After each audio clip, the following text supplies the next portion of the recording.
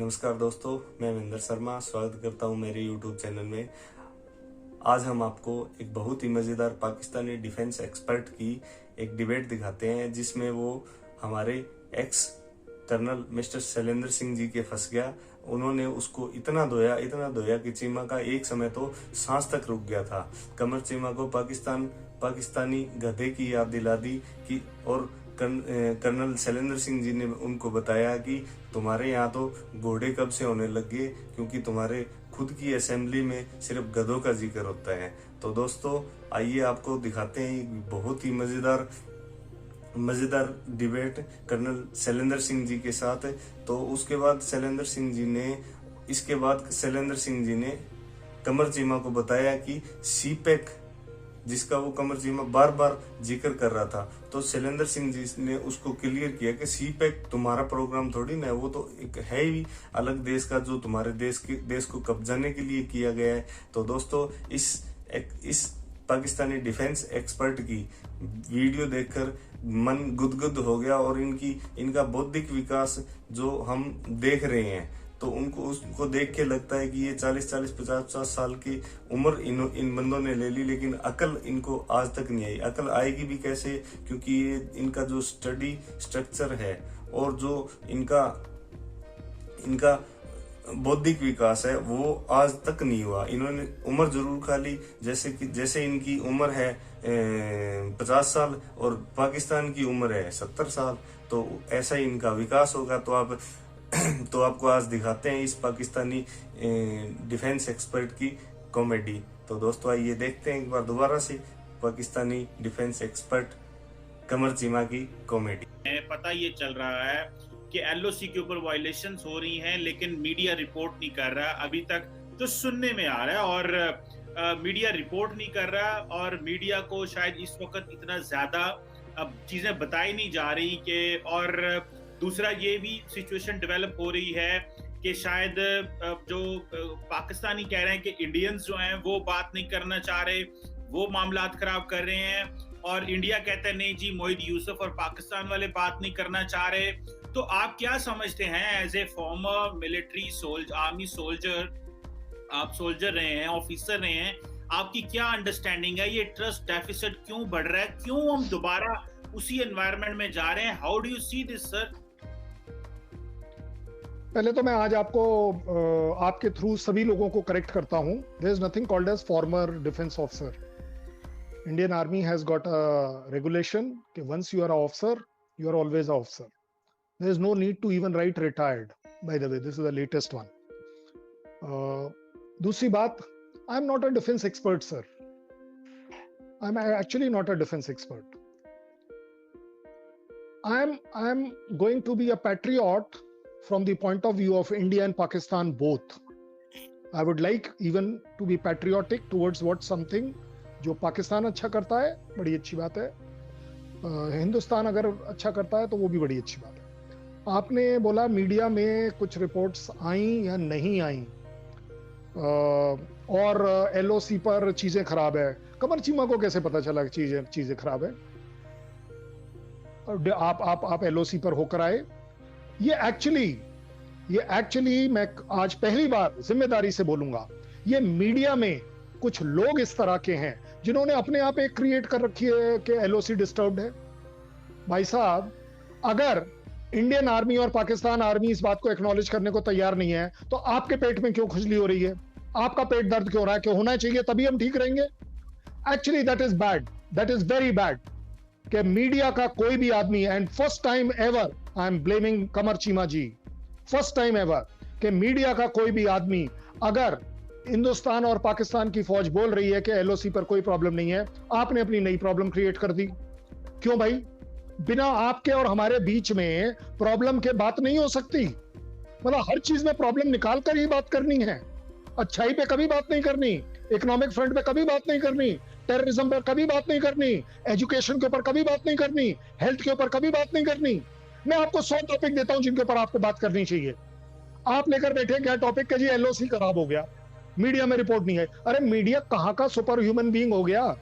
और दूसरी बात, कहां से आज मैं पहली बार कमर चीमा जी को पूछ लूं कि आप कौन सी वाली एलओसी पर होकर आ गए जहां आपको ये दिख गया कि आपको वहां पर सब कुछ खराब है, और Indian army oblique India media उसको एक्नॉलेज करने को तैयार है, ब्रीफ करने को तैयार है या नहीं?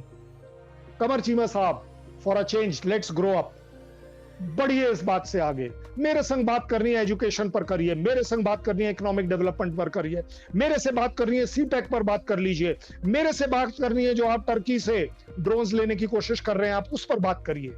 क्यों नहीं कर सकते? मैं आपको काटूंगा, थोड़ा सा रिक्वेस्ट करूंगा। सीपैक तो आपकी हुकूमत मानती नहीं है। चाइना पाकिस्तान इकोनॉमिक कॉरिडोर तो कहते हैं, ये तो इस कॉरिडोर को गलत कहते हैं। हमने तो इंडिया को भी कहा है, हम तो अफगानिस्तान को भी कह रहे हैं, हम तो हमारा वज़ीर-ए-आज़म तो पूरी दुनिया को जाके कह रहे हैं आओ भाई हमारे साथ काम करो। हमने तो शुरू से नरेंद्र मोदी साहब को कहा, लेकिन मामलात जो हैं वो हम समझते हैं। एक तो आपने मुझे कहा कि आपको कैसे पता है? मुझे ऑब्वियसली पता है, और मुझे बड़े कंफर्म सोर्सेज से पता है। मैं फर्स्ट नाम दीजिए, सुनिएगा कल साहब, मुझे से कहते हैं ना हॉर्सेस माउथ, मैं वहां से चीज लेके आ रहा हूँ, मैं समझ रहा हूँ।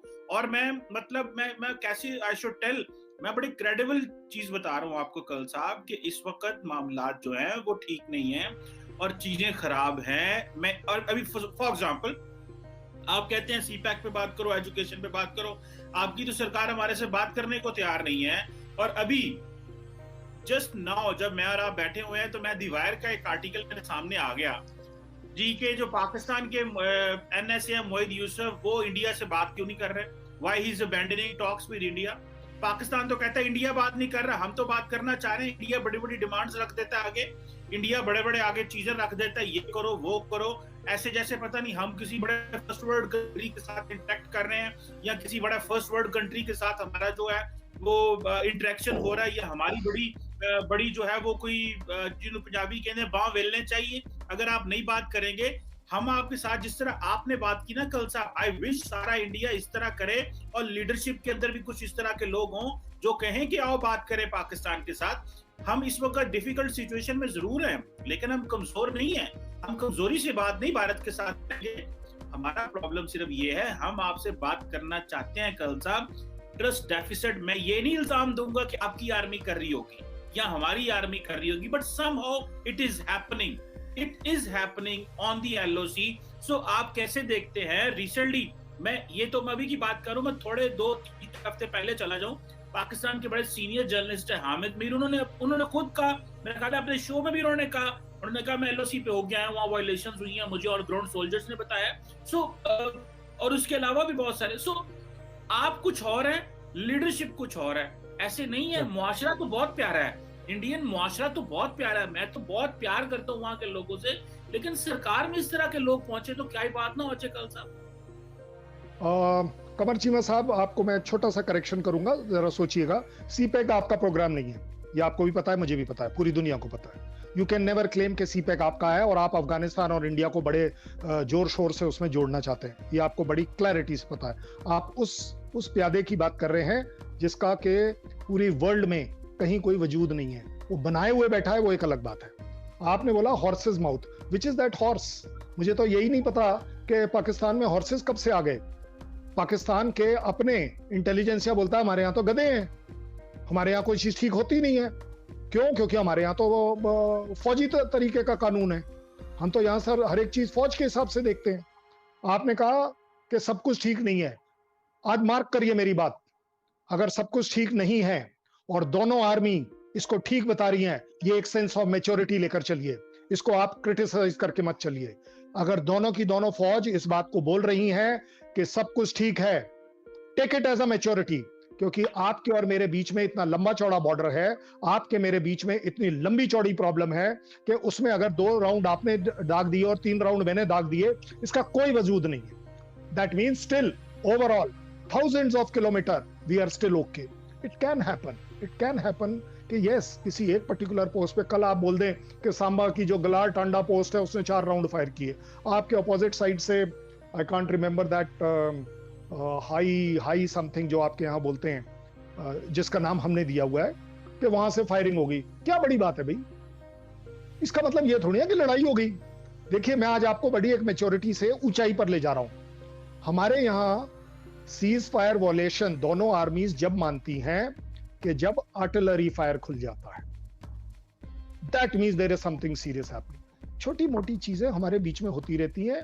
रात को मैंने फायर किया क्योंकि कहीं आवाज आई थी, अब उसके रिटेलिएशन में पाकिस्तान आर्मी ने फायर किया, कोई बड़ी बात नहीं।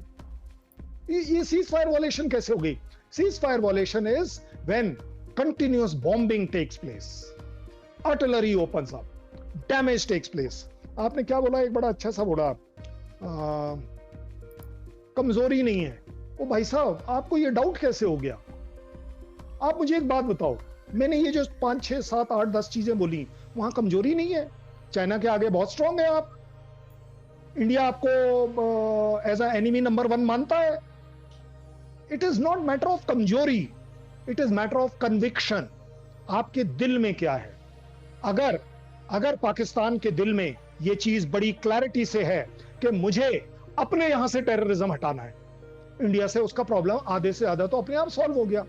हमें दिखेगा, आप अपने यहां की टेररिज्म से फाइट जब कर रहे होंगे दिखेगा।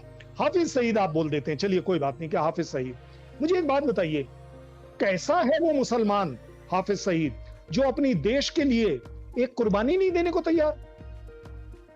कि हाँ जी, अगर मैं फसाद की जड़ हूं दोनों देशों के बीच में, then I would like to commit suicide.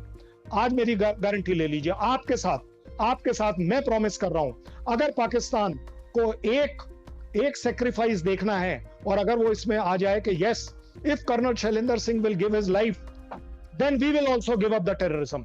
You take my life today, right now, I can do it on a live show.